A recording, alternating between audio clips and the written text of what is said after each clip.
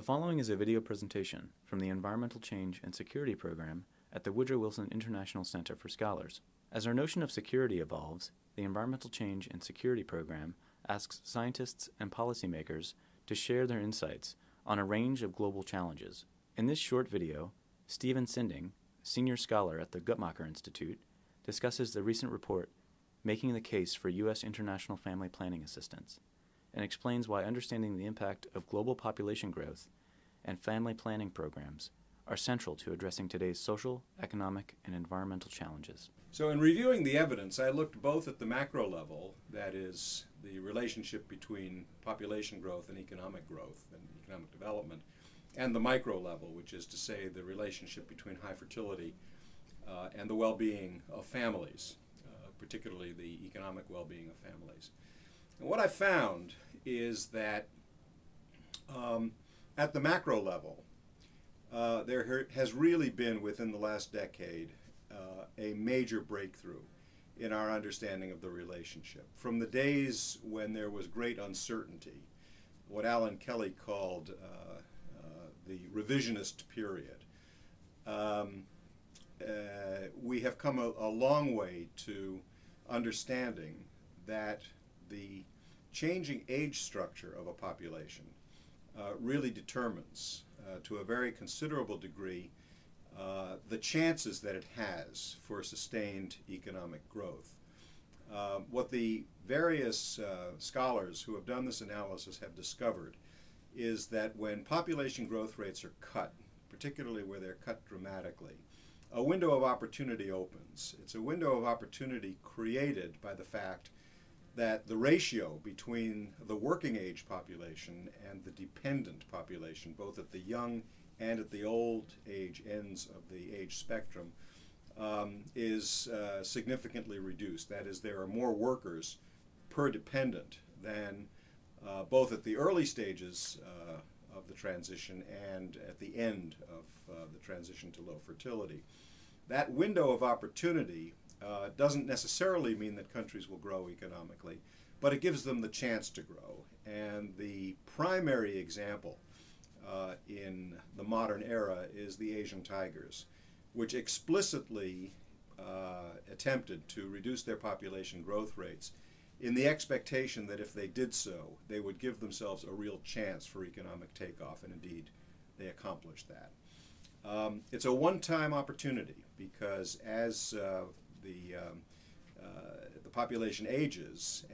at the other end of the transition you get a relatively larger old age dependent population. But if countries cash in on this window of opportunity, it makes a big difference in their chances for development. And empirically, what scholars have found is that in many of the developing countries today, this is precisely what has happened. So from the old days of uncertainty, there is today a new kind of consensus in development economics that while it is not a sufficient condition for economic growth, decreasing fertility is certainly a necessary condition for doing so. Now at the micro level, the issue is somewhat more complicated because the data are fewer and farther between. But here again, there are some data sets which look longitudinally, that is over time, at discrete populations to try to understand the dynamics of the relationship between fertility and family well-being. Several of these data sets have been examined in detail by development economists, including some, like Paul Schultz of Yale, who are highly skeptical about the fertility-poverty relationship. And they have concluded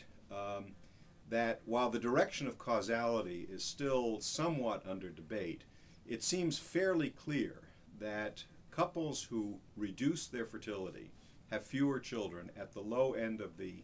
income scale, generally do better than families with larger numbers of children, everything else being equal. Schultz and Joshi, looking at data from the famous MATLAB experiment in Bangladesh, came to quite a definitive conclusion that families that had lower fertility did significantly better over a period of 10 to 15 years than families that did not reduce their fertility. And Nancy Birdsall,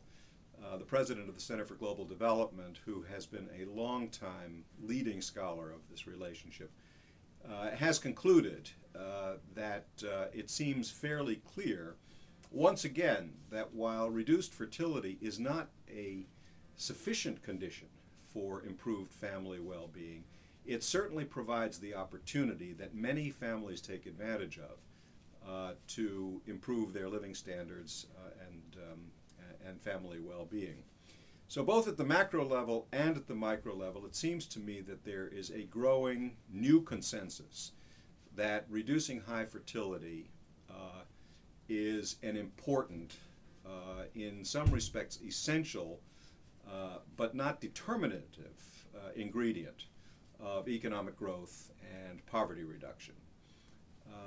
I believe that the World Bank economists who advise developing countries, who have internalized and incorporated in their advice to most countries around the world the lessons of the East Asian experience, are still neglecting to include in their policy advice to today's poor countries the message that by reducing high population growth rates and high fertility, they can significantly improve their chances for economic development and poverty reduction.